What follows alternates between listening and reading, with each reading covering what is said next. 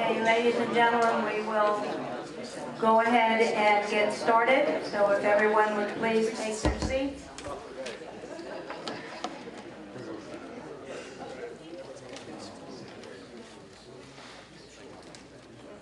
Madam Secretary, will you please call the roll? President Arcott. Here. Vice President Chase. here. Secretary Meeker. Here. Treasurer Piper. Here. Director Bardell. Here. Director Belcher. Here. Director Hamilton. Here. Director Houghton. Here. Director Murphy. Here. Madam Secretary, you have a quorum. Thank you, and we will officially call the meeting to order. And please stand to salute the flag.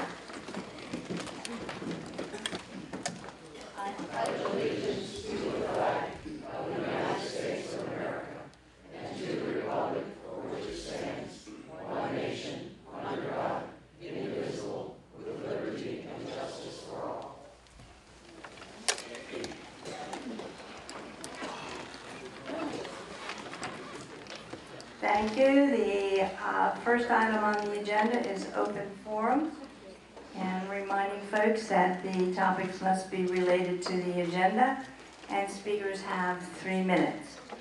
We have Frank Rizzoli from Brookfield.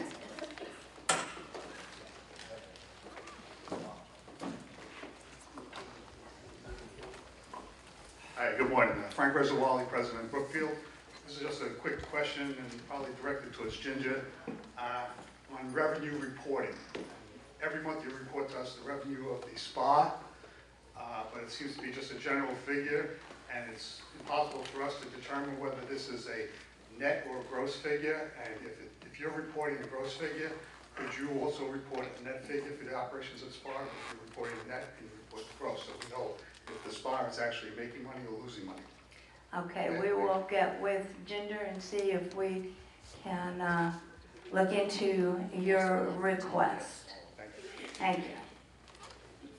The next item on the agenda is the approval of the January 10th, 2018 draft Federation Board of Directors meeting minutes. And board, if there are any corrections or additions, please give them to the secretary, and the tape will be reviewed for accuracy. If there are none, the minutes will stand as written and distributed. Hearing none, we'll move on. The next item is to approve the January 30th, 2018 draft Federation Special Board of Directors meeting. Again, if there are any corrections or additions, please give them to the secretary, and the tape will be reviewed for accuracy. If there are none, the minutes will stand as written and distributed. All right, we'll move right along. Moving into reports, management reports. We'll start with Mr. Dowswell, First Service. Good morning. All of the Federation directors presently sitting at this board are current owners of condominium parcels, single-family dwellings in the districts that they represent. I verified that on February 4th. Financial statements are being completed by the 21st of the succeeding month. 2018 annual meetings, we've got, as of this date, 97 associations have completed their annual meetings and board meetings. Congratulations to the new elected officers and new board members and committee members. So that's a segue into, now you have to go and learn the class. Certification is what you end up with, and it's a workshop for board member certification. First Service will be presenting that to Condo and HOA board certification on Thursday, February 15th at 9:30. Breakfast is at 9-ish? 9-ish. 9-ish or Danish? 9-ish? Yes. 9-ish or Danish? 9-ish or Danish? Because if you come at 10-ish, there's no Danish. I was going to say or 4. That's right. Or 4? Yes, Danish. Oh. Well, Come and find out. come and find out. And Eric Appleton will be, from Bush Ross, will be leading the presentation and the Q&A. So get with your manager, which most of you have at the annual meetings, notifying them that you want to attend. So it should be a great workshop. OLM, they did the reports, that's on the KPSCC. Daryl continued to work with the Mainscape management. And one of the items that we'll be doing is developing and coordinating the transition on the irrigation landscape beginning on April 1st. The new contract services, increased services are being reviewed for possible changes to those procedures and processes and possible staffing levels. Additional information will be coming. Mulch. They started January 15th. They had a couple glitches. And on those glitches, a punch list is being developed for associations that had areas that were missed or require additional, or the association desires to add additional mulch bags for better coverage. So those, if you put that in an email to Daryl at poc@fsresidential.com, we'll be adding those to Florida Mulch punch list. And they'll complete those as we did last year before they leave the property. And we've had 52 property transfers last month and 57 leases. So leases are down, property purchases are the same as they were last month. So that's my brief outline of my report. Thank you. Any questions, board members? Moving on to Ginger or Vesta. Thank you. I want to apologize, I got a little hoarse throat here, so I'll spare you the gruffle in my voice here. The board has my report. Not too many updates here, just the winter series is going quite well as we're recovering the cost of those shows, and next show is coming up here February 13th, and then on the 19th, the John Denver tribute. We've got some very good feedback in the recent shows lately, so we're glad the residents are enjoying those. We've got our fitness and spa usage, and to Frank's request, or I don't know wherever he was, we do, what we try to do here in the spa, and we'll talk to the board about it, is break even there. The largest expense there is the labor for the cost of services performed. There's minimal on products and things in there. And we will see if we can put something together that the board approves, go back to reporting on some revenue generation areas. We've got the pointer and ad sales. I won't read you all the numbers, that will be in the report, but on our project updates in the main clubhouse, the budgeted plan improvements, the exterior door replacements in progress. We've got some theater audio equipment upgrades that will be installed soon. Our gate security access software upgrade and staff training has been completed. As you all are aware, we have updated or changed our software. It's been a lengthy process. We have not printed some badges. I'd like to publicly apologize to Mr. Brown because he's been very frustrated at not getting his new badge yet. I understand from my IT that prototypes have been printed, and if that all goes well, in the membership meeting, we'll let you all know when the new badge issuance will be happening. It is my understanding that they will just reprint all the badges. You will be able to come in, turn in your old one, and collect your new one. You don't have to get a picture taken and things like that unless you are a new owner like Mr. Brown. So we're hoping that by doing this, we can continue to keep your database clean. We can get out people that have moved, that haven't returned their badges. It was our promise to the community, I think 3 cycles ago when we began rebadging, that was the process. So just like everything, it seems to take longer than we planned. So my apologies, Mr. Brown. I know you've been frustrated. Everything at the South Club, the damage from New Year's Eve, all that's been repaired, the pump, the elevator, Tico's restored, the parking lot lights. Finally, on the notables for security, we had a number of people coming in January, over 11,000 passes issued. That's a very heavy January for us. And we had total number of calls received at the front gate over 10,000. Security did receive a call at 1:45 a.m. from a resident, which we really appreciate your calls because you are the community watch out there for us in many places. Alerting the guards at the gate that someone was setting off fireworks in the Hammersmith area. It's been a good day for that fellow. When the dispatched officer arrived at the scene, he observed sparking, unfortunately, from the overhead electric wires. The officer immediately informed the front gate. They called Tico, and within 5 minutes while he was there, the wire broke and fell across the street. Very dangerous situation. Second officer dispatched, blocked off the access to the street and sidewalks until Tico arrived at 2:30. So be careful out there. Fireworks are dangerous on a good day, much less in a tight neighborhood. Finally, I promised the pickleball group that I would let everybody know that we are having their first Kings Point pickleball tournament, March 4th, 5th, and 6th. They look for some really exciting competition here. They're going to have food trucks, vendors, and they'd like you all to come out and watch and see what all the fun is about.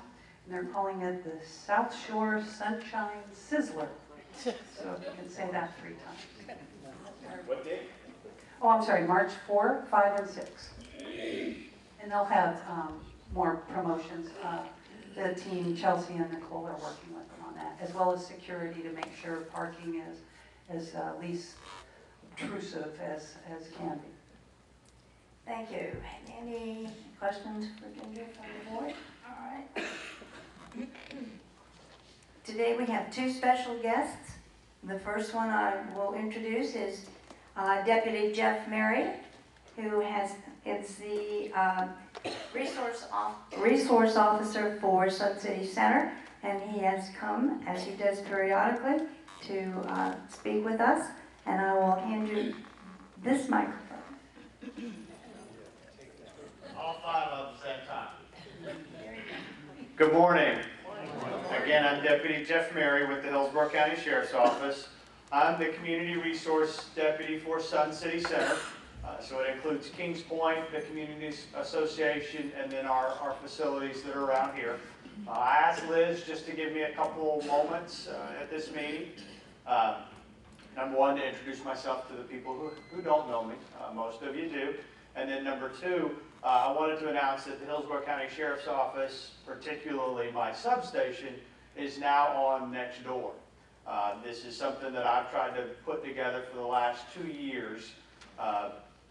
Don't worry, we can't read your posts and your private messages. You know, it's not a CIA, spook thing for us to, I want to see what you're wearing today and who you're messaging and talking to. That's not the purpose of it. It's basically so that we can put out different alerts.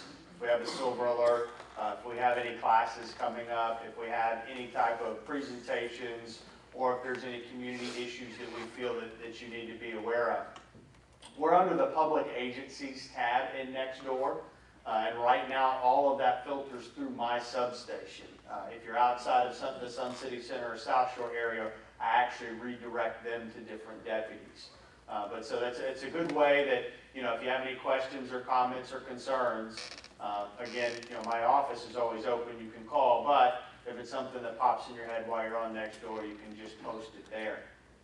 And then I also want to talk about, in continuing in the Nextdoor realm, I have gotten some screenshots and some different concerns from people about some of our hostility, or what I call our middle school behavior on Nextdoor. I understand that there are those people out there, and they think that behind a keyboard they can do or say whatever they want, but I'm here to tell you that you really can't. You have to know and understand your audience. And what I'm talking about is posting someone's address on there in a vindictive and malicious manner. Posting that, you need to beat this person up, or things such as that.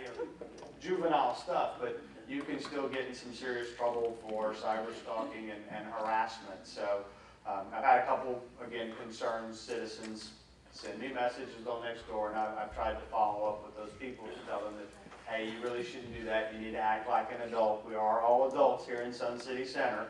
You have to be, right? 55 or up?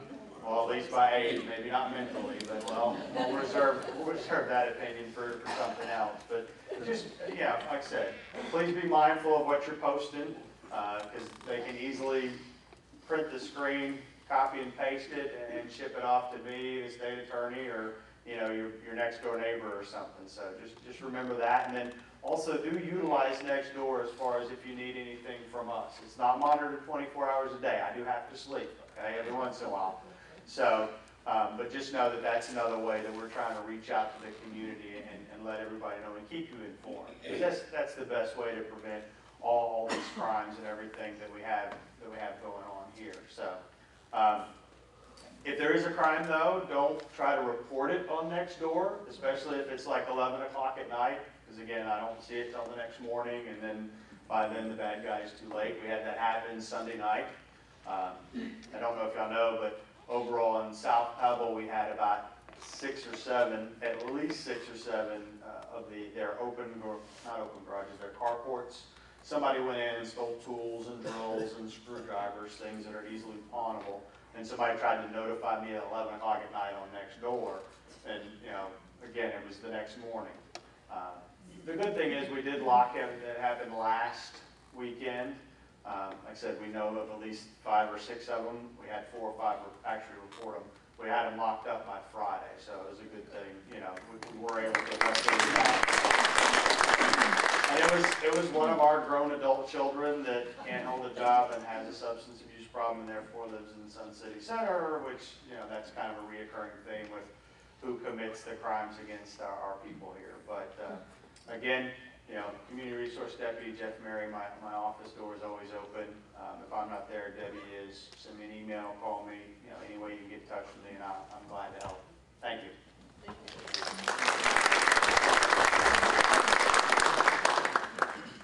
Thank you, Jeff. We always welcome you here. And we appreciate the good job you do for all of us. Our second guest is Dan Armstrong, who will be bringing us our third quarter financial report. It's all yours, sir. Thank you. Good morning. We are through 3 quarters of fiscal year 17-18, so we'll be talking about a balance sheet and otherwise called a statement of financial position on your first page as of December 31st, 2017. Remember, this report captures that date in the first column. It compares it to the most recent fiscal year end in the second column and shows a change. Let me just go through the sections a little bit briefly. You can see that cash is up $865,000. That seems like a really large amount of dollars for just 9 months, but remember, it's actually the result of reclassifying something in the second section, 4th line, second section, that was in the pre-sale and other assets line. That was your loan proceeds at year end that had not yet been put into a cash account. So it moved over and it is now in a cash reserve account in that 4th line of the first section, capital reserves, and it's grown a little bit by the transfer fees the last couple of quarters.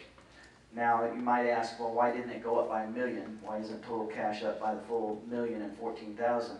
It's because the remainder is actually in the total current assets. You can see the second subtotal is up $181,000. The difference is total growth in that section. Okay, so your total current assets are up by $181,000. They didn't drop off by the difference between $1 million and $864,000. Other things to comment on here, land and improvements have not changed since year end. Recall we talked about taking the approach of continuing to expense during the year. Excuse me, actually I may not have covered this well, so it's a good thing that it came up. During the year, because of the way we budget, we're going to continue to expense current year expenditures to that replacement account on the P&L. That way it can be compared to budget. At the end of the year, for GAAP purposes, the auditors and the bank, etc., will be reclassifying the current year additions to the balance sheet. So that left-hand column will only grow over the middle column, at the end of each fiscal year, okay? The amount can be seen, though, in the rec area line item for replacements. I'll point that out when we get there. Now, going on down, not a lot of change in the total current liabilities section. You can see on the net it's just $9,400 different from the year end. Things go up and down there on a regular basis, but the total liability section is down by $828,000, and that's your debt service for 3 quarters. Okay, you're now paying right at $100,000, a little bit over per month, and that grows, of course, as the years go by. Let's go to the second page. And I'll just remind you of what this page is. It's the same thing as the first page, but it splits out the trust area, rec area, security, transportation, etc., and it has an elimination column for items and transactions between the divisions, and then it creates a total that ties to the front page. So there you can see how much of the cash is in each division, etc. All right. Go to the third page, and this, remember, is your consolidated statement of cash activities, otherwise known as a profit and loss or an income statement for those listening in. We have a revenue section that totals, you can compare it to budget. Same columns, by the way. Most recent quarter end, year to date comparison budget, and then a variance. So I'm sorry, it's not exact same columns, forgive me. And then there's a variance column there. So you can see the total revenues are about $169,000 over budget. Total expenses are $13,000 over budget, most of that being the cost of goods that is necessary to service the additional sales. So the net there is very good. It's $155,000, $156,000 favorable to budget from income from operations. And then your last section there is just the miscellaneous stuff, the debt service, which is always going to be right on budget. Your management fee, interest income, expense, and then there's board-approved non-capital items. That amount is sitting at about $18,000 through the year end. Okay? The important row on this whole page tells you the whole story about how the trust results are going. You've got $105,000 a month operating cash flow, and that's cash addition. It basically equates to a cash addition, but for some changes in timing of payables and receivables. And then that compares to an expected loss for the 9 months of $40,000, so it's $145,000 favorable variance. Okay? Page 4, again, is just a split out. Yes, ma'am? The statement of cash activities is attached as a, is an attachment to the minutes. That's what I want to say. So everybody, you all look at that. Very good. Okay. Page 4 is just the detail, breaks out by the operating divisions. The same information and the answer ties back to that page. And then page 5 through 8 is further breakdown, so I'll cover even less on each of these pages. It's on page 5 is the trust. You can see that there's $11,000 of your $145,000 favorable variance is from this division. And if you scan back up to the interest section, looking at the far right-hand column, mind you, you can see the bulk of it is in more interest earnings than expected. Okay? Page 6 of 8 is your rec area. This is the meat and potatoes of the activity here. But there's really, since it's all covered in the consolidated, there's no reason to go into much detail. You can see the income section, far right-hand column, shows $118,000 favorable variance year to date. 51 of that change came in the most recent quarter as things are ramping up here during season. Expenses are budget, but by not near as much as the income, same as on the consolidated basis. Therefore, the net is favorable to budget. The very bottom line, you can see about $20,000 goes to the bottom line when we expected to lose about 34, so that's a $54,000 rounded favorable variance. Okay. Page 7, same deal. Look to the bottom right-hand corner. You can see it's a positive number, so that's good. We expected to lose about $10,000 through 9 months. We made, I put that in air quotes, $22,500. So a $32,000 and change favorable budget.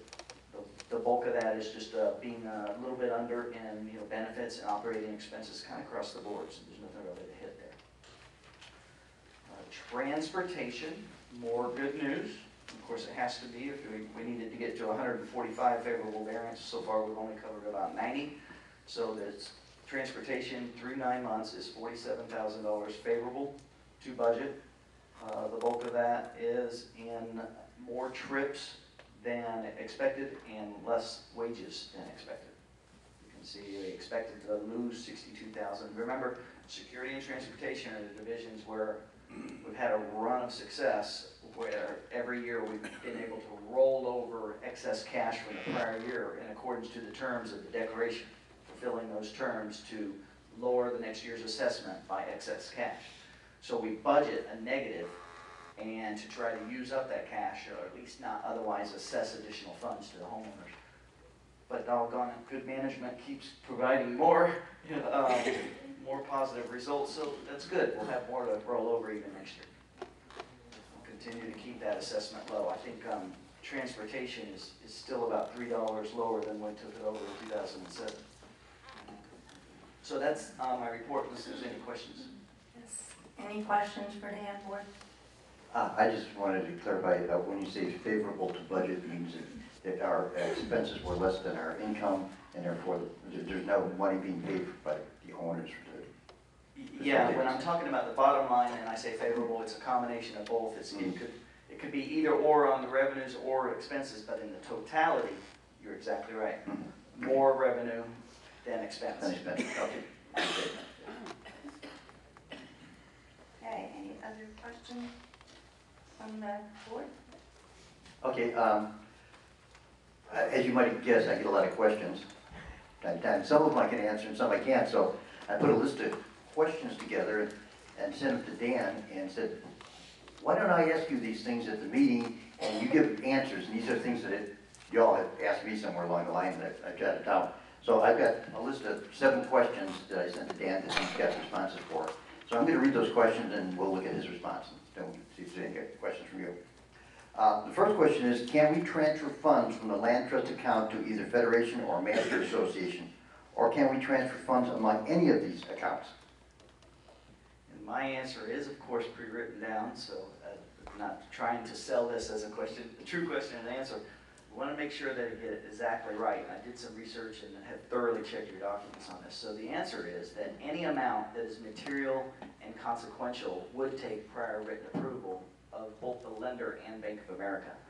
It's actually a provision in the loan agreement, and it's intended to protect the lender from the loss of collateral value that supports the advances that it made on behalf of the community to purchase the facilities and later improve them. The loan terms actually forbid both transfers, dividends to its members, loans, and even granting of a lien on the property on someone else's behalf. So while monies could be transferred in, to address your last question, until the loan is repaid, it's quite difficult, therefore unlikely to be able to transfer funds out due to that prior written approval. So the answer essentially is no. Essentially, I'll try if you ask. Okay, okay, great, thank you. If you have any questions, we go along, let me know. The second one is, why was the $7.40 moved from the debt service assessment account to the capital investment assessment? Well, after the WISE refinance decision in March 2017, the debt service assessment is drastically lower for the remaining of the loan term of about 14 years. So this amount was not needed for the debt service anymore. However, after discussing the options with management during the budget process, the board acted responsibly and progressively and decided to retain that amount but not increase the current overall assessment to hopefully offset future increases that would otherwise be needed for annual reserve contributions for the reserve study in the next several years. What I'm referring to is the long-term plan for accumulating cash necessary for property replacements and repairs as driven by the reserve study performed by an independent firm, as well as unforeseen needs outside of that reserve study. Mm-hmm. Okay. I think essentially... I'm going to ask you a question here. Sure. Now, that also, what that means are those funds that are in that reserve that are restricted for long-term capital improvements to avoid having the community have to take out another loan. We're working with the strategic planning and soon we will see some of that in effect. So I want to always remind you that that's the purpose of that savings, that reserve. Yeah, so that money that we saved from the loan, we all benefited from the first year. And I explained that last year when this all went together, that went into the treasury of your association. But it's like when you remortgage your home, you know, your payment went down and you had a few more dollars in your account. Okay? So you didn't go run off with that money and put it someplace else. What you did is you paid more bills with it, or you did, you know, something, you went out to dinner or something like that. It's the same thing here. But we just said, let's designate that to go into this reserve account for capital improvement, so that we're not gonna have to go through this again someday and have to be looking to where we get money. It'll build up funds in there, it'll take care of those capital improvements. And those are long-term capital improvements. Okay, any other questions? Number 3, if 740 went to capital improvement, what happened to the $1.93 of the $9.33? There was a little bit of money left over. Correct, yeah, the actual savings at the refinance was $9.33, but only $7.40 is going to this fund because 28 cents was needed to cover increased operating expenses. That's actually 0.5%, half a percent increase over the prior year operating expenses. And it was mostly mostly needed for expanded labor needs for the additional facilities like Falcon Watch and further expansion at South Club and 2020 Center. After that, $1.62 per unit per month was the minimum increase that was required by the reserve study minimum funding requirements that I just mentioned. And then there's 3 cents left over. There's just a difference between 2 small changes, offsetting in security and transportation.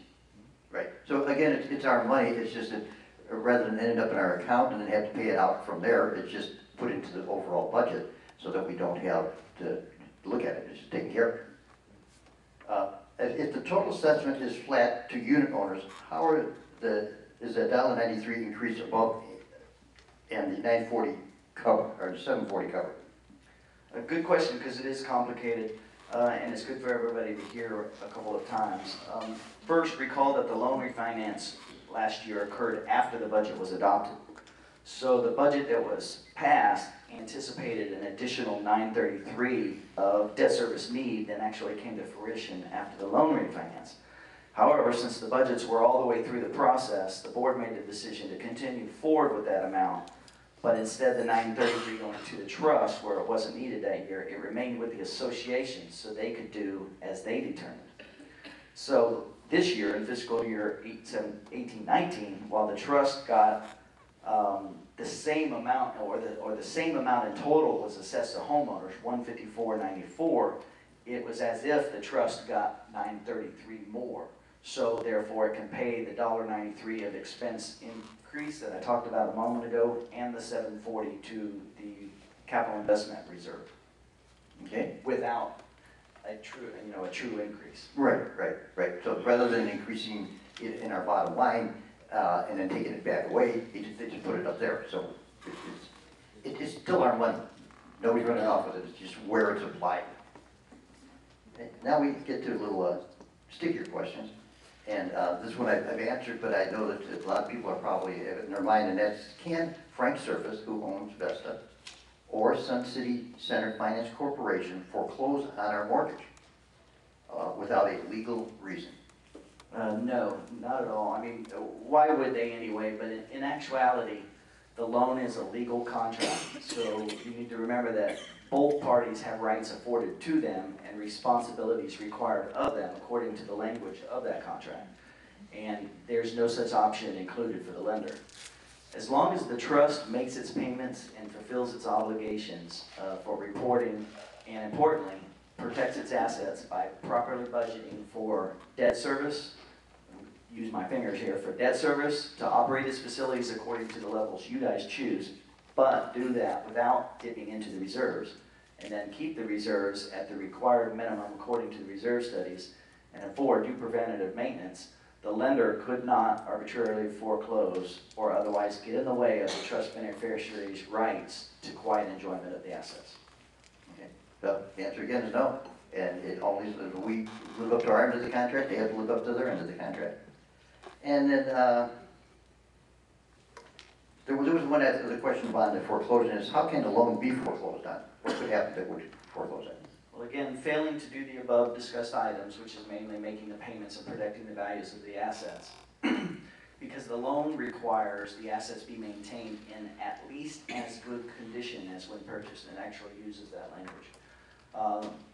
So keep in mind, there will be a balance on your loan in 14 plus years when the current loan matures. So the underlying assets need to be healthy enough to support a refinance of the then remaining balance.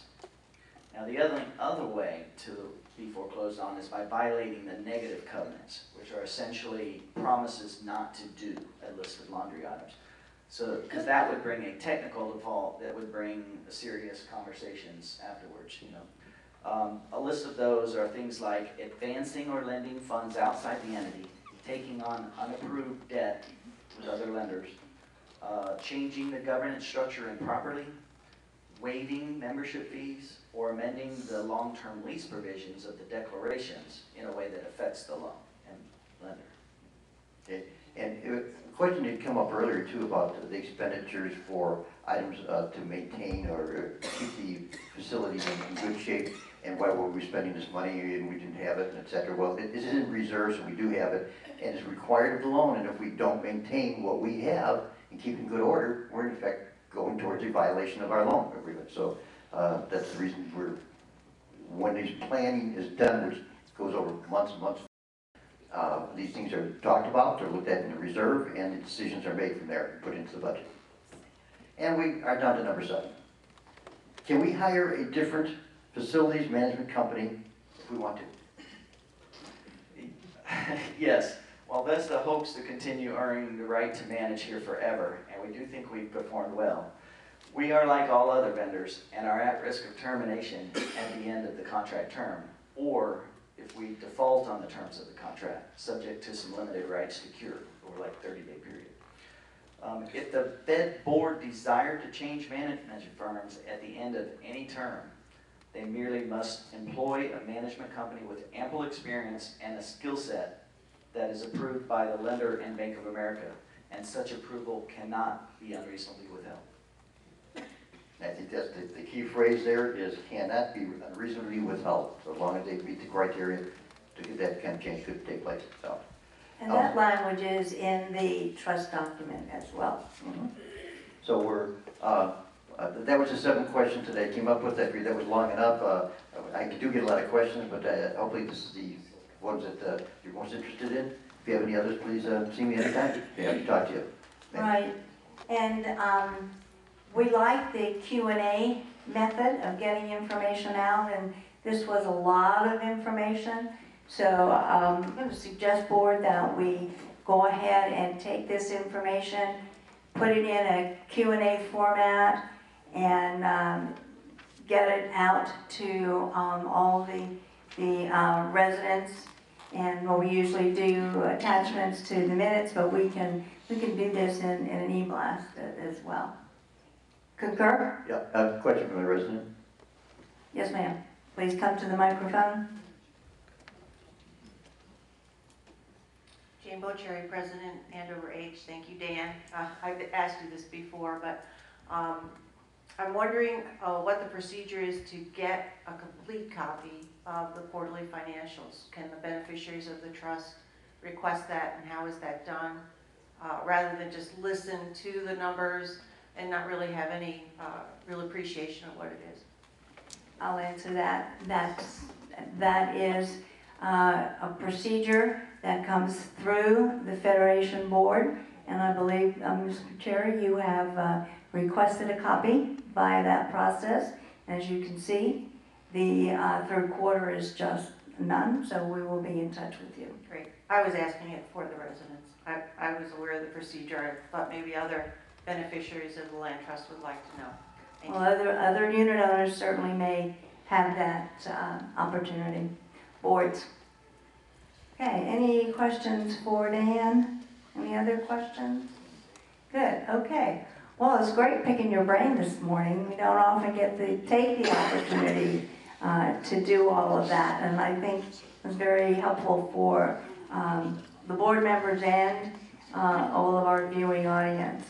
Moving on with the agenda, we'll move to the treasurer's report.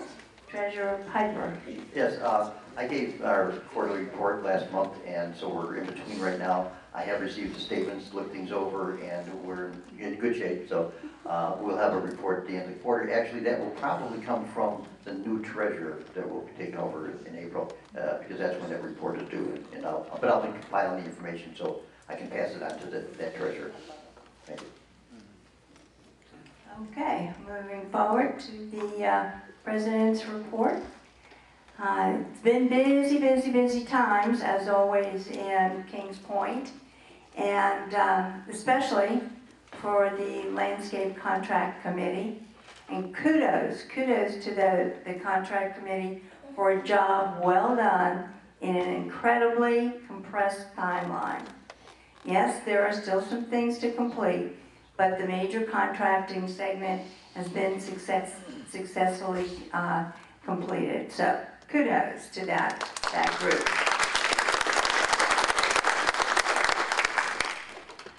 Great volunteers.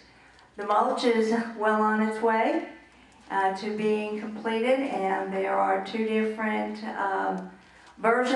choices, either the cypress grade B mulch or the pine bark nuggets.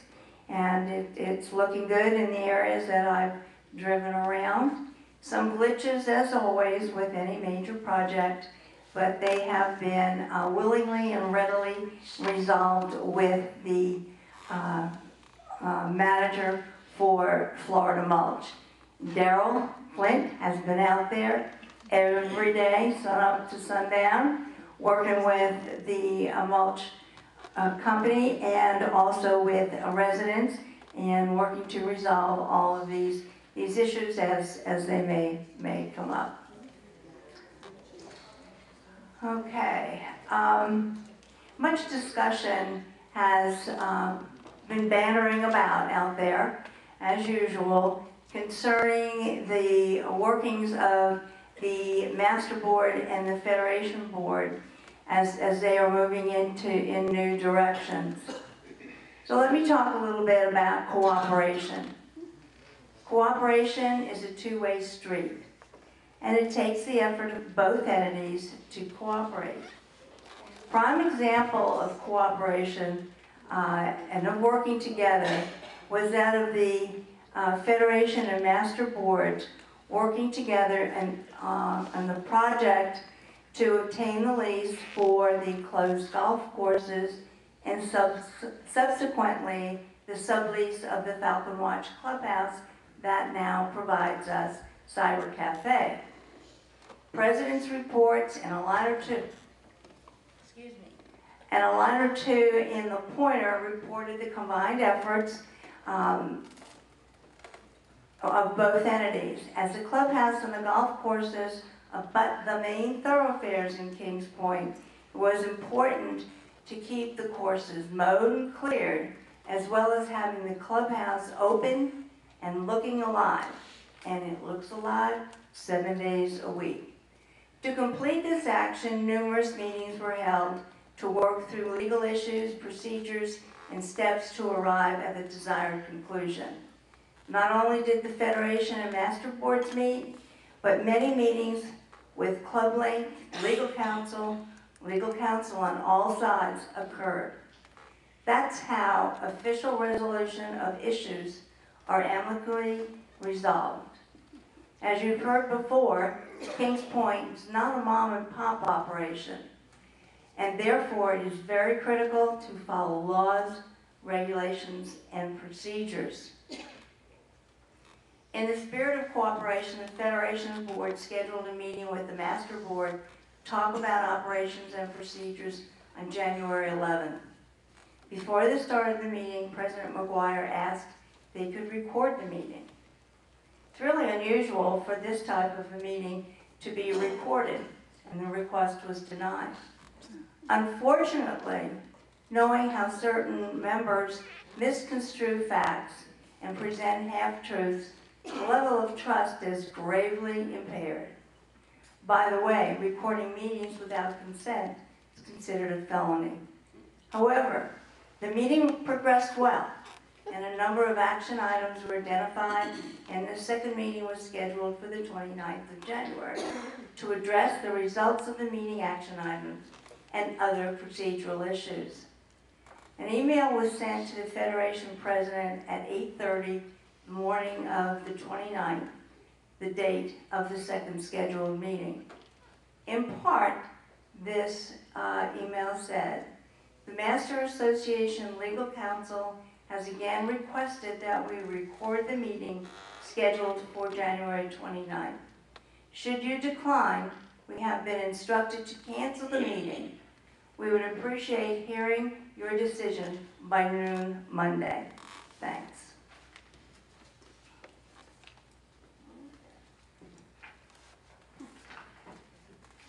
Federation, of course, responded to the email and in part said, "As you have sought legal counsel over the issue, it's prudent for my board to do the same. Under the circumstances, let's cancel today's meeting, and I will ask the Federation's attorney to review the issue and get back with you about protocol for future meetings between our boards." Well, now attorneys are involved. So much for cooperation. Additionally, requests that have been made by the Master Board may appear to be simple at first blush. Well, why can't we just? But there are legal requirements, contracts, and protocol involved. There are requests of the Federation Board that cannot be addressed or resolved by the Federation Board. One example is email addresses. That's proprietary information and is governed by contract language and Florida laws, and includes and can result in liability issues.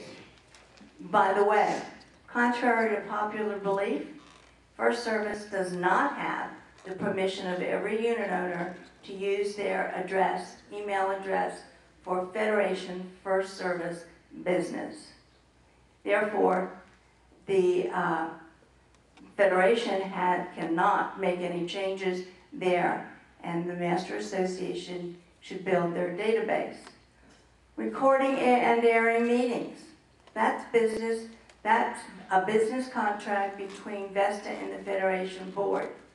Should and can Master Association meetings be recorded and aired?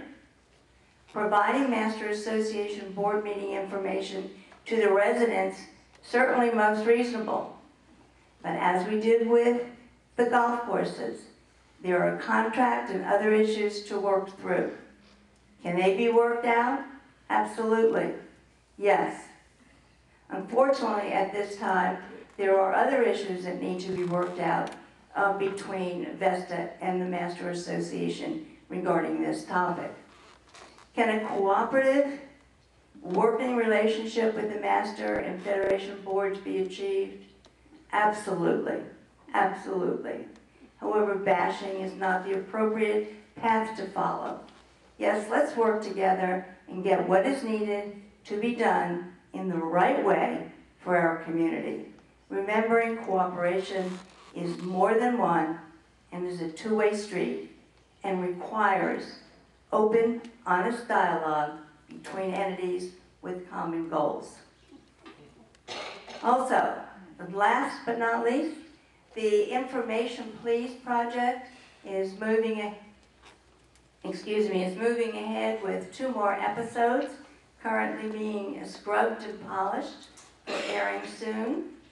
First 2 episodes were very well received, with viewers awaiting more.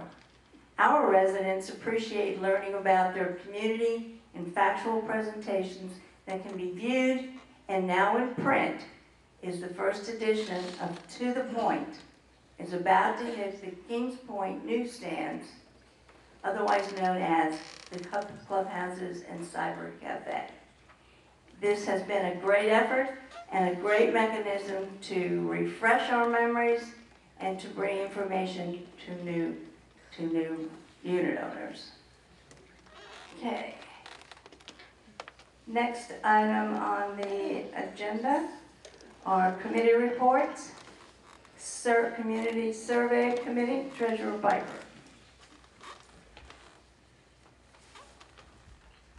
Oh, well, I'm happy to report that we have almost 1,100 responses to the survey so far. This survey is different from our 2012 survey in that it wasn't mailed to every unit, every owner.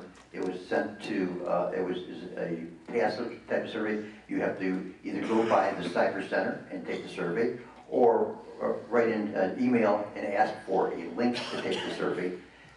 So we've gotten out of 923 emails that were sent out, we had 75.6% answer the survey, which is a real good number of people. In addition to that, we had another 348 respondents that went to the Cyber Center and took the survey. It will be available until February 15th, and then when we can go then for data analysis. And hope to get everything back by early March so we can report on the final survey.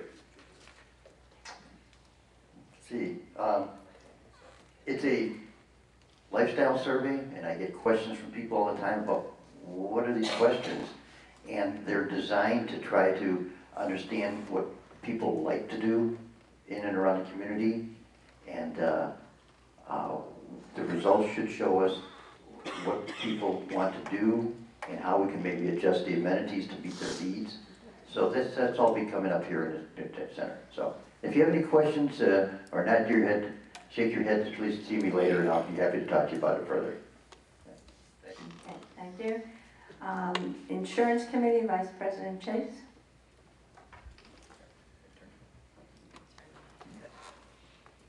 Take more than that to silence me. Good morning. The Insurance Committee is going to meet, I believe it's on February 12th, with our insurance representative, Greg Waltz, Mac and Waltz. And at that time, he will be presenting to us the annual renewal of our general liability policy and the pricing premium for the same.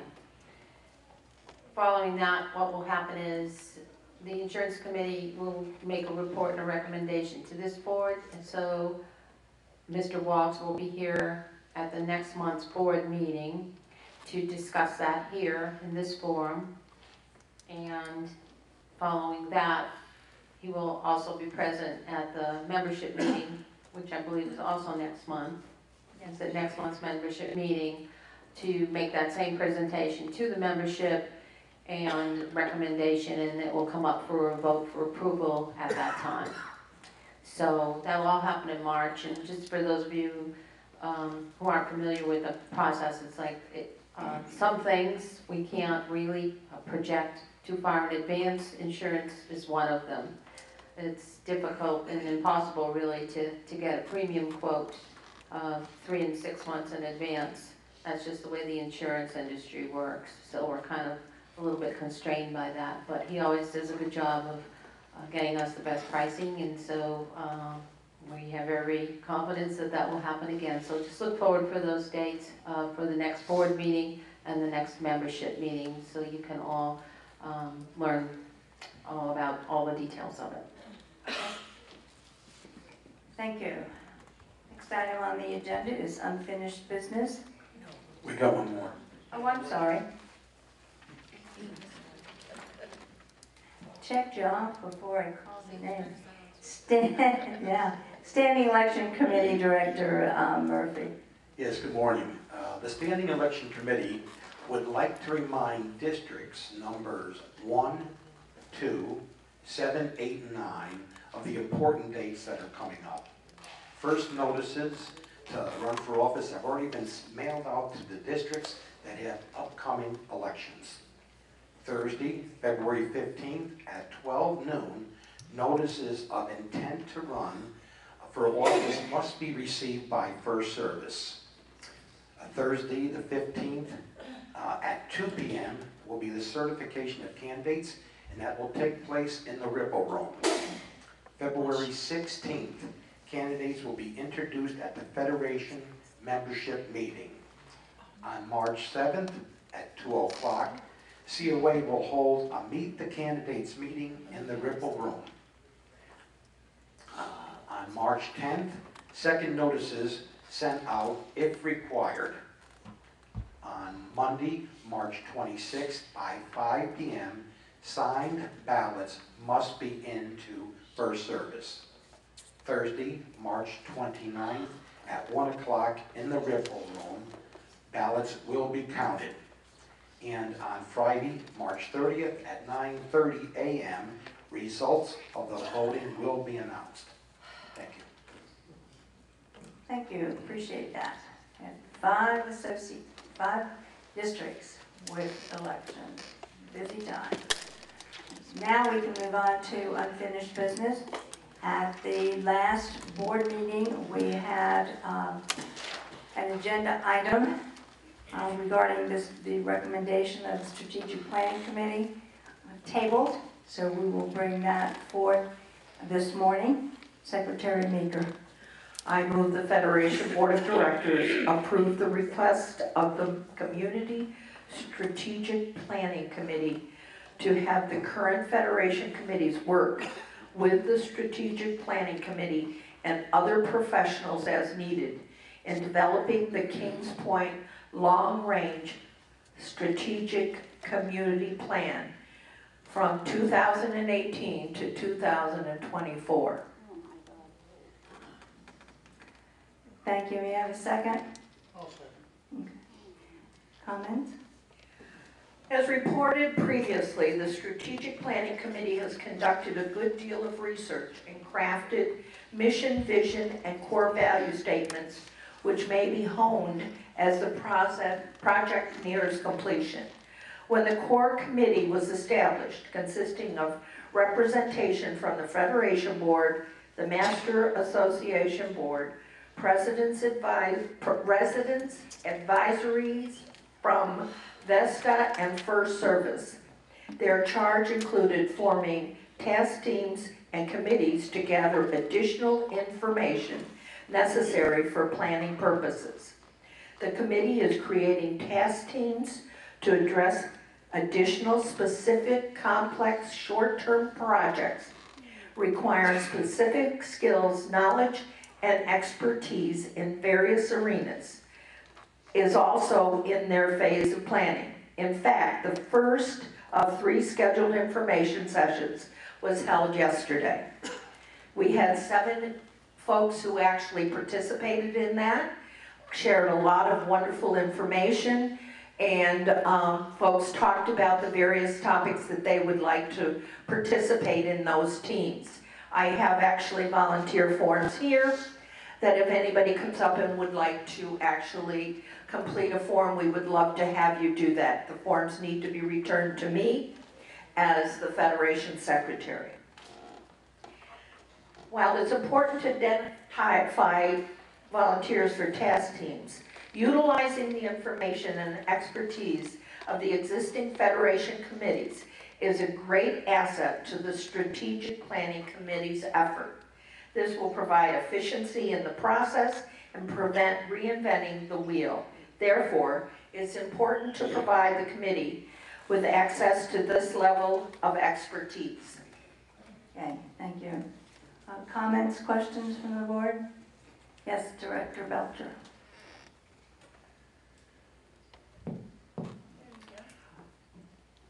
In my opinion, I view the Federation Board as a clearinghouse of all information that comes in from any committee that the Federation creates. To set up a direct connection between committees, short circuits the access of information being exchanged and may even change the scope of a committee. Of course, they can share and cooperate information, but in my opinion, it must go through the board. We make known what information is available, and then the committee can request that through the board from another committee, such as if the RFC gets some information that another committee may want to also see. The RFC turns that information into the board at their report. So therefore, That's why I am against this. Okay, any other comments? I have a comment. I have an issue with the last couple of words in it where it says projected for initiation in 2018. To me, that sort of implies that this committee will automatically continue after March 31st. And as we know, all committees sunset on March 31st.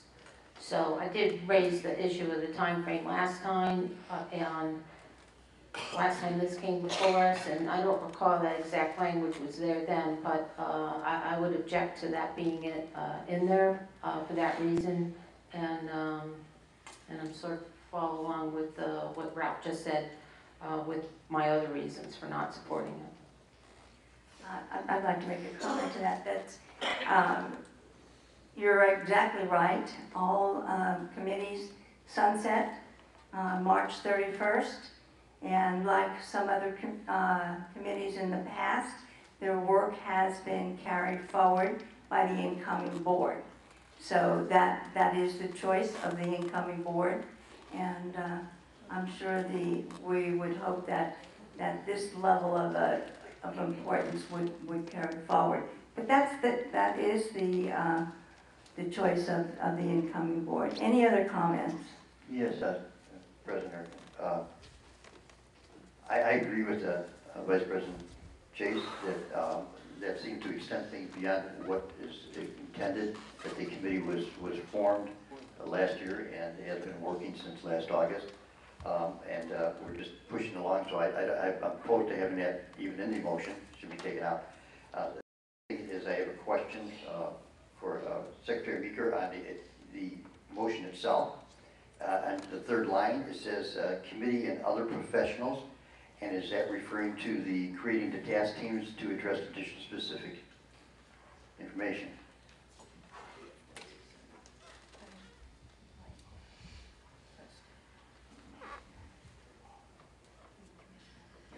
We've also spoken to the Sheriff's Department. As you saw, Jeff Mary, he gave us a lot of good information. He came and met with this team of people, the original planning committee. And also we had Stacy White here to talk to us about various issues that are outstanding within this bigger community, and we would continue to do those kinds of things in the future. That's my question. The third line in your motion says and other professionals, and I'm asking if the line, which would be the 1, 2, 3, 4, 5, 6, 7th line down in your comments, says creating task teams to address additional specifics. Is that the task teams? Are those the professionals you're talking about? Are those? No. Okay. Right. I know that the committee, despite our vote to table this, has continued on with the task teams, and I think that's not appropriate when the board says let's hold on things. Things should be held hold, and that they continued anyway. So I'm against this motion and go in that direction as well. Okay, I will comment on that. The original charge for the Strategic Planning Committee included the formation of task teams who would be volunteer residents from the unit owners from the community. That's already in their charge. So yes, they certainly could move forward. Other comments? Director Bardell. Yes, I'd like to find out a couple of things. First, it's my understanding, unless this has changed, a committee only does recommendations. The board makes decisions. If that has not changed, I don't see where we're not being short-sighted if we don't do this. We are an aging community. We have limited amount of dollars to do it. We need to figure out all of what needs to be done and prioritize them. If it's a master association, then the master board has to figure out what they have to do. For us as the federation, because we're the overseers of the trust, I think we need to task Vesta with telling us what will be the future of the club system and what we may want to endeavor and go forward to plan for. Just as we did pickleball, as we did the South Clubhouse. These are things that are needed. They were all well done. They were well thought out and, more importantly, well argued over by the community, good and bad. But by and large, they have all worked out well because of all of the conversation. They would have never started if it weren't for people actually looking forward to what needed to be done. There is a lot of work going to be done. In the Master Association, you can go to the infrastructure that we're going to have with underground pipes, for water drainage systems, the bridges, there's, and the front entrance where somebody is going to be killed. If we don't do something taken between the North Park Complex and Clubhouse Drive and that main entrance. Now that is both a tight interest for both the Federation and with the Master Association. You also have it where somebody is going to get hurt from the RV lot over to New Point Loop, where it's daily you go by and somebody's flipping somebody off in a golf cart against a car. Now I think that's unwise because I think a golf cart will always lose, but it happens. One of these days somebody's going to get enraged and run somebody off the road. It's going to happen. Those are things long-term we need to look at. Also, if you get the North Bridge that's locked out for some reason because stumps get in there and they take that bridge out, now suddenly anybody beyond Andover E or F, Andover F will have to use the back gate for an entrance until that bridge could be repaired. I think that's the kind of long-term planning that needs to be looked at. And as I said, Vesta has a pretty good track record of what they needed to be done. Coming up with those projects over my 5 years of being involved here and with the RFPC. I guess it's just my deal that we should be planning for the future because I do not want to attend and have to go to my association and tell them of another large increase because we have failed to do proper planning. I'm sorry. No, that's fine. Any other comments? Yes, I would like, I guess, to make one. I have not been involved a lot with the Strategic Planning Committee because I've been involved with other committees. But in another month from now, because we're having a major change of the guard here with 5 people, directors that are leaving, and I guess I hate to see any board make a global, let's say, movement at this time of anything. I do believe that the strategic plan, as Mike was saying, needs to go forward. I'm all for that, and I'm all for the people that have been involved and that continue to sign up for tasks. But I think anything global right now should come under the new board's undertaking and not this board's review. Thank you. Okay. Yes. Strategic planning is an ongoing process. The time that folks have invested thus far is not time that hasn't been well documented, not ideas that haven't been well thought out. I think that we, hopefully, with the new board coming in, they have a learning curve. They have a lot on their plate. They have the contract to facilitate happening from the landscaper. Those issues are there. If they choose not to go forward with a strategic planning committee, that is their option.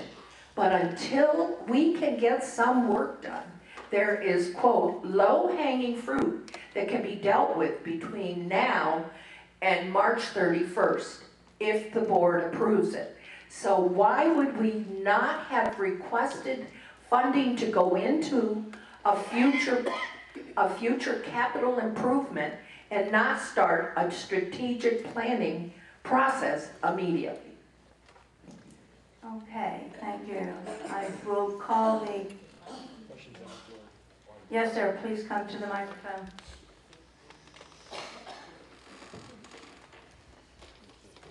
Hi, my name is Robert Brown, and Cambridge B, Unit 22. You just pull it out. No. Okay, listen. Here's where I'm at. I'm completely confused by this discussion, and this is my first meeting.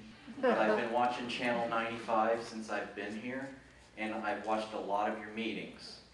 So I know your faces and your names, but I've not heard this particular subject come up in this short time I've been watching the TV. Can you speak up a little bit louder? Just hold the mic. Can you turn my mic up a little bit, because I'm not going to eat it. Make sure it's Thank you. on, make sure it's on. Okay. Here's what I'm seeing and what I'm reading in the agenda. The agenda does not say that you're against a strategic planning committee, but you know, when the committee reports came out, I didn't see any report from the strategic planning committee. But this particular item is to develop a plan. That's completely different than being in favor of a strategic planning committee. So I see two different things, and I think some of you are directing one thing, and others of you are directing another. So maybe that's my confusion, but developing a plan when some of you only have a month to go may be the wrong thing to do right now, to approve development of a plan. If you don't feel comfortable because you're leaving, then I totally agree with you. You know, I totally agree. However, I don't think any of you are against, and from what I'm hearing, I don't think any of you are against the strategic planning committee, and that's really hard for me to say, I'm sorry. But It is if I'm reading the tea leaves correctly, I'm a bit confused, but I think there's two different issues here, and objectively, I can see both sides, is what I'm saying. Okay, I think there's a piece of clarification that's required here. The Strategic Planning Committee was created in October and has been meeting since then.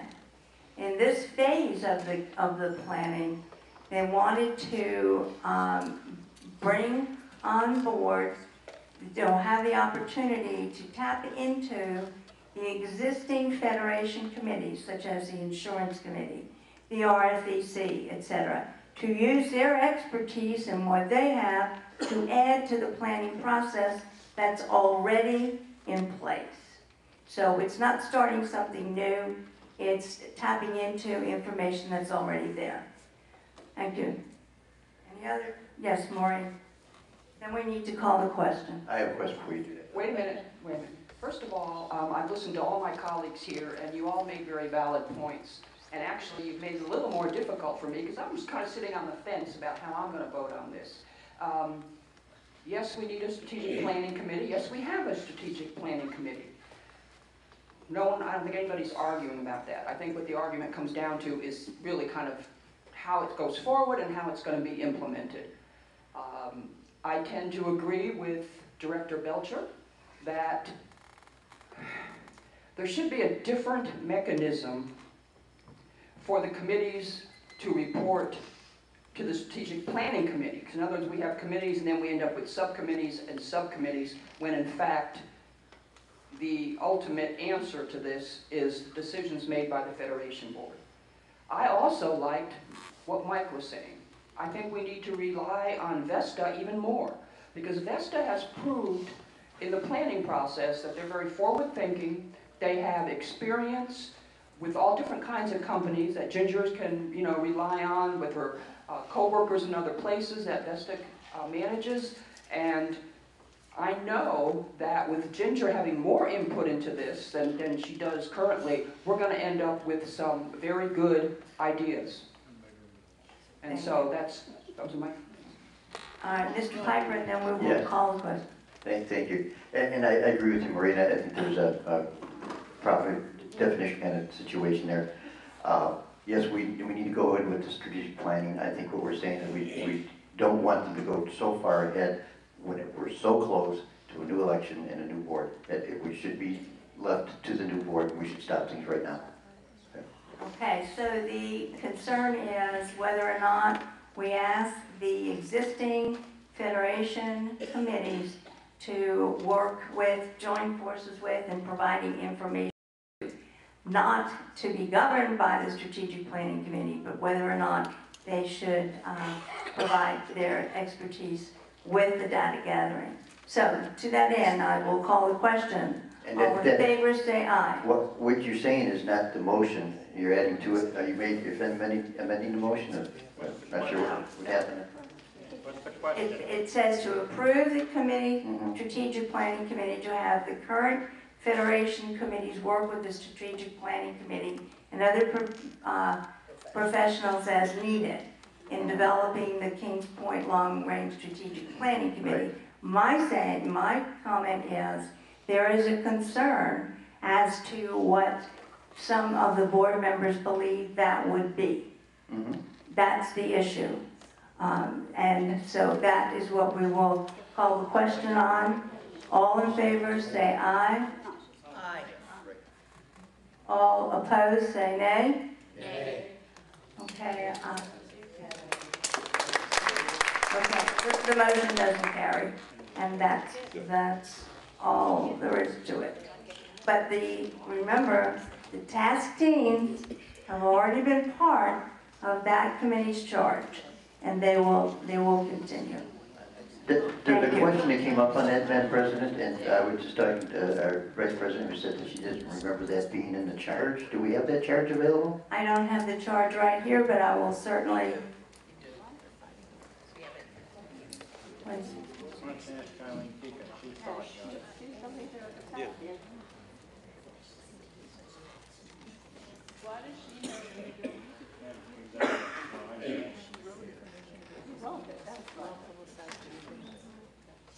Okay, the charge is to develop a comprehensive community strategic plan for Kings Point for the benefit of current and future residents.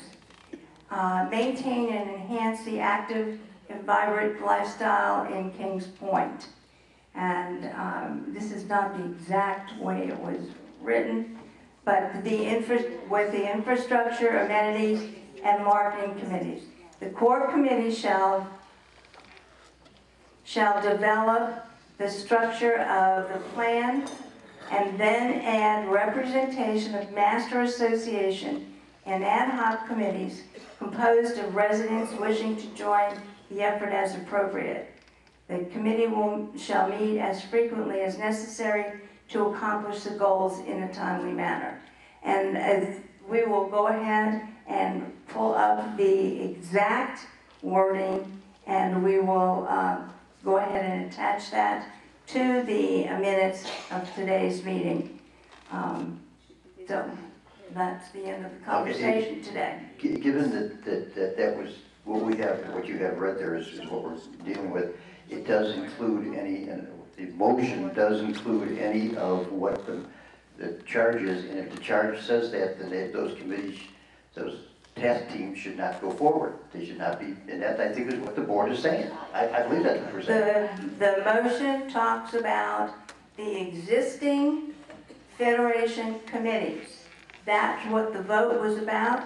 It was voted on. It was turned down. We are finished with this item. So let's move forward. The new business item is the next on the agenda, and it's the approval of the consultant contract for data analysis of the lifestyle survey. Treasurer Piper.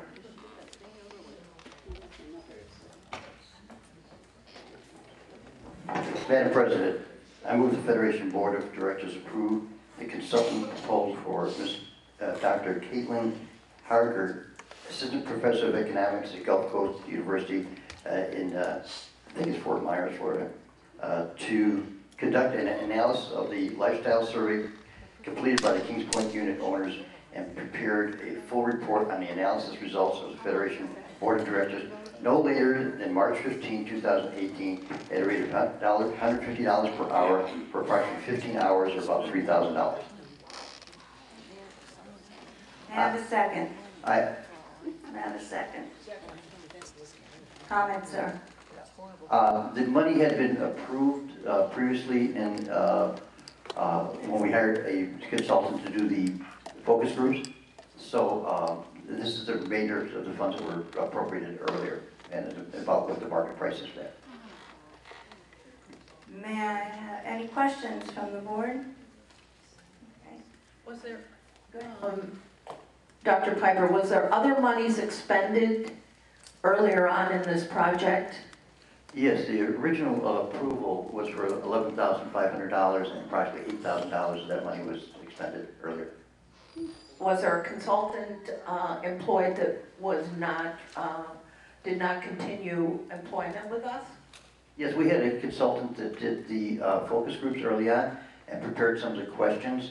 And as we moved along, it wasn't fitting into the direction of the committee that was appropriate, so we severed our relationship at that time. Was money paid to that individual? Yes, that was the $8,000. Okay. Yes, ma'am. Rosalie Killian of Edinburgh Association. Mr. Piper, earlier you mentioned that you had about 25% response. No, 75%. 75 of the 923 emails. Right, but when you consider that of the total population, 5,595 residences. Units. That's really only 20%.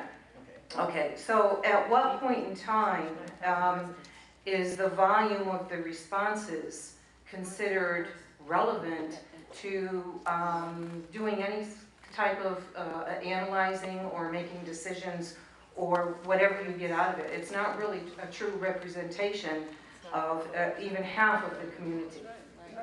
Right, it's not. The sample size calculator that you can find online and do yourself with a population of this size requires right about 600 respondents in order to have, 600. I was surprised as well. That's only 10%. Yes, right. Not even. It's not even 10%. It's not even 10%, but when you're doing a sample, you don't need that many. We'll probably have about 3 times that amount when we finish. I'm hoping to get about 1,500 responses to the survey. But what kinds of decisions will you be hoping to, you're going to get a consultant to analyze it, and then with this information, are you planning to possibly put forth ideas in the future for changes for, I guess what I'm getting at is expending money with only that few volume of people responding? Okay, before any of that would take place, we look at the data and see what the residents were saying. The primary thing we get out of it is not how to expend money, but rather as if they were meeting the needs of the residents as it is now. The data was set up and the analysis to perform is a technique, a statistical technique that will divide the community into specific groups that will have characteristics of what they like about the community. Our focus groups found that there were 6 primary things that people are interested in here. And it's mentioned stuff like travel, medical, dining out, entertainment. And those were the primary things that we used to develop the questions. So the responses we're getting from people are as to whether they like these things and what degree they do. They will then fall into categories based on their selection of questions. Okay, so that we'll be able to look at a group and we say, are we meeting the needs of this group? Or what we're doing here or what's in our community meeting those needs? Therefore, we can then adjust the amenities to meet the needs of more of the people in the community. And that may not take any money. And I shouldn't give tales away here, but I look at the data all the time. And one of the things that I found in there was that the majority of the people think we've got enough amenities here. We don't really need any more. What we have is really satisfying our needs. So I don't think we're going to be looking at it and saying, okay, we found out that people need to have a $500,000 building over here for something. That's not what this is intended for. Okay, with budgets on our mind, I hope you understand the question. I live here too. Absolutely. Any other questions? Yes, ma'am, please state your name and association. Hi, I'm Vicki Ryan. I'm Manchester too. I'll pick that one today. About 4 questions. Who did this survey? Who actually did it? It was done through the Federation. They formed a committee. And No, but who wrote the questions? the committee. The committee actually wrote the questions? Let me back up on that. We had the consultant that did the focus groups, and from the focus groups, he identified the areas that were important. He then provided us with some questions that were designed to answer that. The committee adjusted some of those questions, added other questions, eliminated some questions, until we got to the final 40 that we gave. Okay, then I just have a couple quick comments. I've worked on needs assessments in the past, and what I learned was that you have to have the criteria to analyze the data before you ever even write the questions. So the questions have to support the criteria that you're going to analyze the questions with. And just a couple other comments. The questions were extraordinarily narrow in their scope, the way they were written. There were what questions asked, but not why. So you didn't get to the root cause based on the way the questions were designed of what the people actually were criticizing. Are there enough dining choices? Well, yeah, you can go to 3 different locations, but you're getting the same food in all 3 places. So you may have gotten, yes, there were plenty of dining opportunities, but you don't have the root of what the residents may be looking for. So in the future, I'd suggest that the criteria for analysis be documented and decided well before the questions are ever written. I'm sorry that you jumped to the conclusion that that hasn't been done, because the committee worked on that diligently and spent a lot of hours with it. Well, whoever's going to analyze your questions, so that person's essential, and how those are.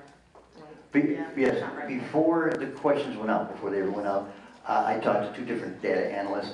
They looked at the questions. We went over them. They actually had suggested changes in the questions, and we went through all that process. I've taught marketing research for 30 years. I've done hundreds of surveys. I've done a lot of lifestyle surveys over the years.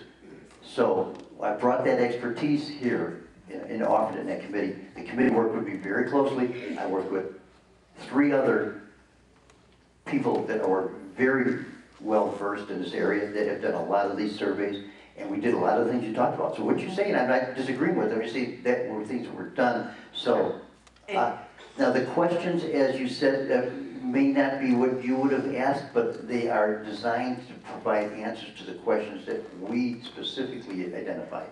Now you may have different questions. Perhaps. And I'm sure you'll all decide. Yes, ma'am, thank you. We have another. Somewhere along the line, yep. Secretary Meeker. I was involved in the 2012 survey that was extremely comprehensive and covered, actually the response on that was a 48% response of the community at that time. I would look forward to the new board considering doing that, an update of that initial survey so that you could develop apples to apples and put the money that we are looking at spending now into that process. I think that would be very important, and I think we do need to know what people said before and in the future what people will say. Yeah, that's really nice, but we're talking about my motion to start with. And secondly, the survey that was done in 2012 was a demographic survey. It told us what people were like. They told us their age brackets, income bracket, things like that. It didn't get down to the nitty-gritty of I like to dine out so many times. And let's get back to the motion on hand. Are there any other questions? Yes, sir. Please come to the microphone. I hate to drag this out, Dr. Piper, but are you just trying to get this through before the new board comes in? I mean, you just tabled something because you wanted the new board to take it up, and now all of a sudden you want this to be taken up. And it appears to me, and I listened to you intently in the beginning. Okay. But I want to give you a background. You've got a good point. Number one, the strategic candidate committee is just starting, is going to be a long task. This committee has already finished this long task and is about to finish. So we're at the end, and that's why we want to finish it up before the end. We could float into next year, but then where's the people that run this committee and to finalize these tasks, get these things done? So that, it's the position we're at. I understand what you're saying, but it's the position we're in right now. Thank you. I listened intently in the beginning because I wasn't involved in the survey. I didn't receive any invitation to join in. My feeling was that, in my mind, in just my mind, some economic groups in this community were underrepresented in your total population for your statistical analysis. They were underrepresented. How do you come to that conclusion? Some groups may have been overrepresented because I don't feel like, because I don't use the cyber cafe, or because I may not have the mental capacity to use the cyber cafe or the expertise to use the cyber cafe or even the ability to drive to the cyber cafe, I may not have been asked to participate in your survey. And I feel like when you select a location, even just a location for your survey to be filled out, that may have unintentionally, perhaps, tainted the results or slanted the results to certain economic groups in favor of them and not taken advantage of some of the other input from other economic groups in this community.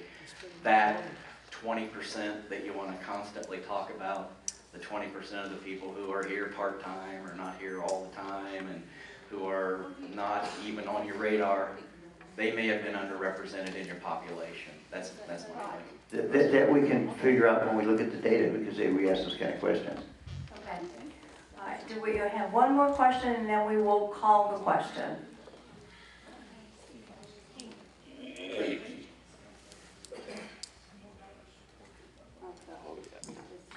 Ruth Flynn, and I live in Villeroy.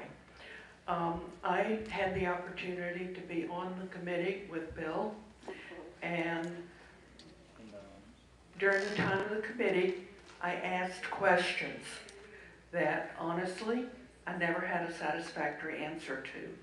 Like, why do you care if I like to cruise? What can we do here about the cruise? And other questions like that, I won't go into it. I agree with what Vicki said.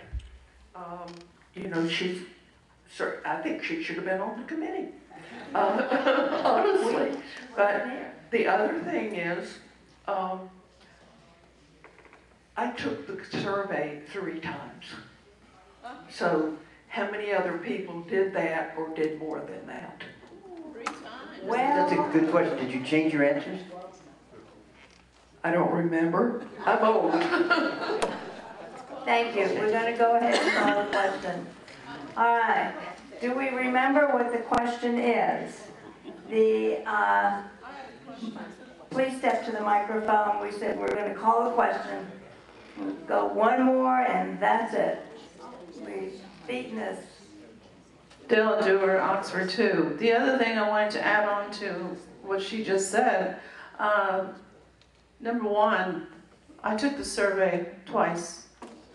My significant other took it 3 times. And nowhere on the survey does it ask you for any comments. And I took mine on my tablet.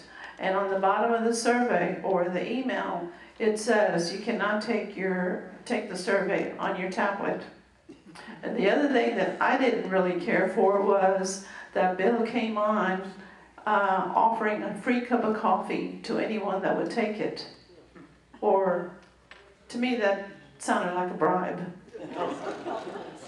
Well, encourage you to take the survey. But all right, the question has been called, and in case we have forgotten what it is, and it's moved the Federation Board of Directors approve the consultant's proposal for Dr. Caitlin Harger, Assistant Professor of Economics at Gulf Coast University, Naples, Florida, to conduct an analysis of the lifestyle survey completed by Kings Point unit owners and prepare a full report of the analysis results for the Federation Board of Directors no later than March 15, 2018 at a rate of $150 per hour for approximately 15 hours, but not to exceed $3,000.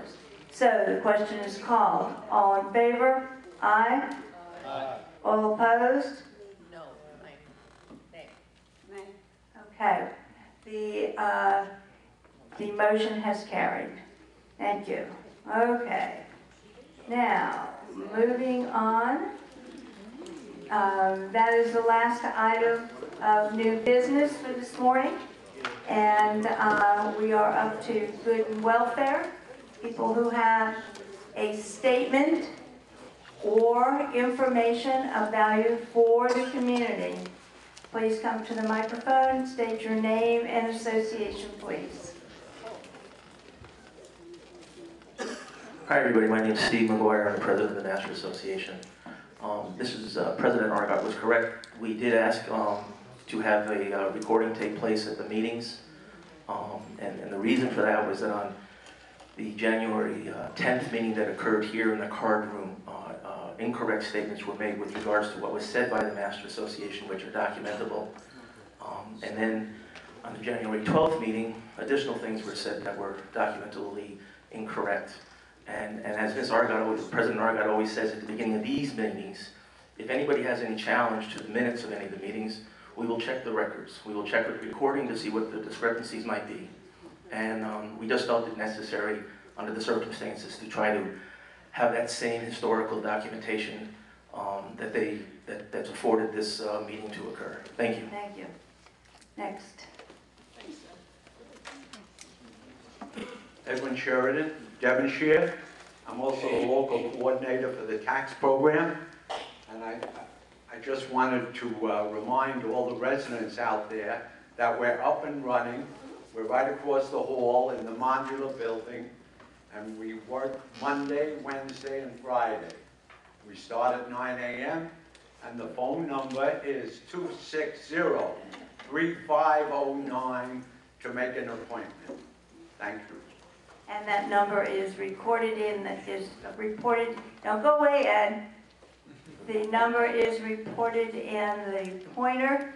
And we thank you and your organization and all those wonderful folks for making tax season something we are not hating.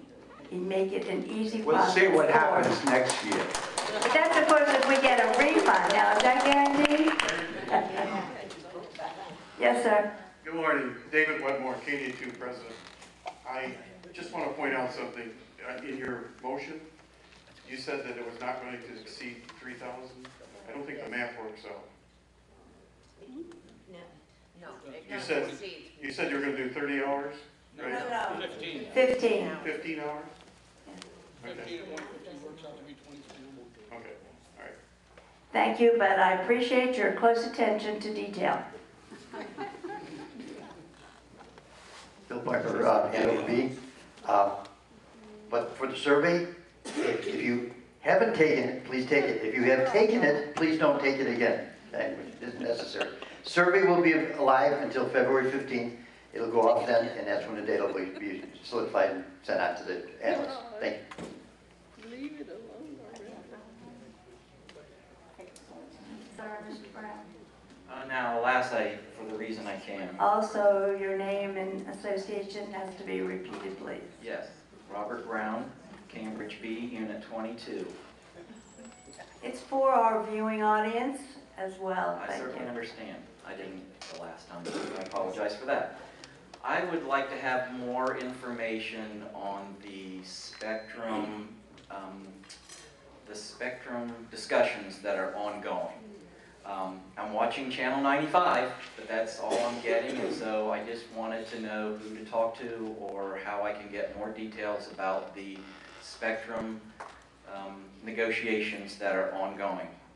So that's what I came for. And yes, you can certainly meet with Director Murphy after the meeting. Thank you very much. Yes, sir. Chuck Houghton from Ironwood Association. I would just like to remind both the Federation and the Master Association that any expenses that we are incurring while we're not getting along with each other is coming out of the same pocket. Please come to some type of a consensus and get this over with. Let's work together. That's the most important thing, because we need to work for Kings Point and Kings Point only. Thank you, sir. I believe that was already said today. Any other comments for good and welfare?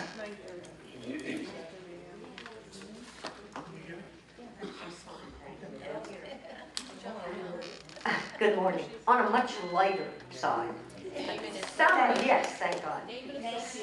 Donna Grove, Lancaster 2.